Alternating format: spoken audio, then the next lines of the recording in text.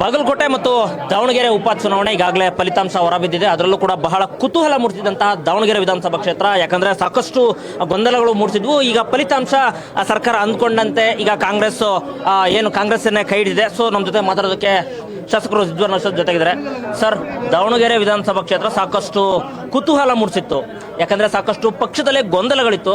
ಅದ್ರ ಬೆನ್ನಲ್ಲೇ ಯಾಕಂದ್ರೆ ಸೋಲ್ತಾರೋ ಗೆಲ್ತಾರೋ ಅಂತೇಳಿ ಸಾಕಷ್ಟು ಗೊಂದಲ ಇತ್ತು. ಈಗ ಫಲಿತಾಂಶ ಬಂದಿದೆ, ತಾವು ಅಂದ್ಕೊಂಡಂಗೆ ಗೆಲುವು ಸಾಧಿಸಿದಿರಿ. ಮೊದಲನೇದಾಗಿ ತಾವೇನು ಹೇಳ್ತೀರಿ ಸರ್? ದಾವಣಗೆರೆ ಮತ್ತು ಬಾಗಲಕೋಟೆಯ ಮತದಾರರಿಗೆ ಹೃದಯಪೂರ್ವಕವಾದಂಥ ಅಭಿನಂದನೆಗಳು, ಧನ್ಯವಾದಗಳು. ವಿಶೇಷವಾಗಿ ದಾವಣಗೆರೆಯಲ್ಲಿ ಇಂಥ ಒಂದು ವಿಪರೀತ ಪರಿಸ್ಥಿತಿಯಲ್ಲಿ ಕಾಂಗ್ರೆಸ್ ಪಕ್ಷದ ಕೈಯನ್ನು ಹಿಡಿದು ಎಲ್ಲ ಸಮುದಾಯದ ಜನ, ಹಿಂದೂ, ಮುಸಲ್ಮಾನರು, ಕ್ರೈಸ್ತರು ಎಲ್ಲರೂ ಸೇರಿ ಗೆಲ್ಲಿಸಿದ್ದಾರೆ. ಅವ್ರಿಗೆಲ್ಲರಿಗೂ ಧನ್ಯವಾದಗಳನ್ನು ಹೇಳಕ್ಕೆ ಬಯಸ್ತೇನೆ.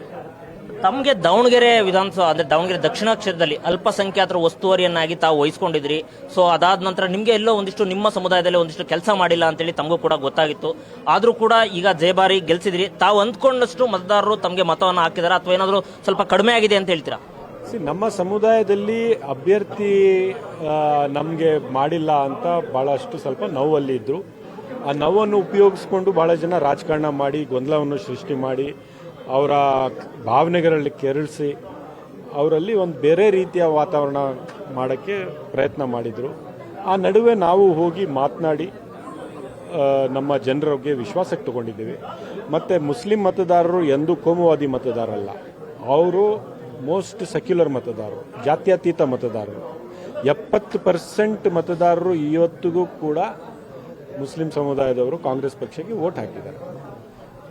ಸರ್, ಆಗಿದ್ಮೇಲೆ ತಾವು ಚುನಾವಣೆ ನಡೀತು. ಚುನಾವಣೆ ನಡೆದ ಆದಮೇಲೆ ತಾವು ಬಂದು ಪ್ರೆಸ್ ಮೀಟ್ ಮಾಡ್ತೀರಿ. ಪ್ರೆಸ್ ಮೀಟ್ ಮಾಡಿದ್ಮೇಲೆ ನಮ್ಮ ಸಮುದಾಯದಲ್ಲಿ ಒಂದಿಷ್ಟು ಗೊಂದಲ ಆಗಿದೆ ಅಂತೇಳಿ ಹೇಳ್ತೀರಿ. ಅದಾದ್ಮೇಲೆ ಅಬ್ದುಲ್ ಜಬ್ಬಾರ್ ಆಗಿರ್ಬೋದು, ನಜೀರ್ ಅಹಮದ್ ಅವರು ಸ್ವಲ್ಪ ಒಂದಿಷ್ಟು ಹೈಕಮಾಂಡ್ ಕ್ರಮ ಕೈಗೊಳ್ಳುತ್ತೆ. ಇದೀಗ ಚುನಾವಣೆ ಫಲಿತಾಂಶ ಬಂದಿದೆ.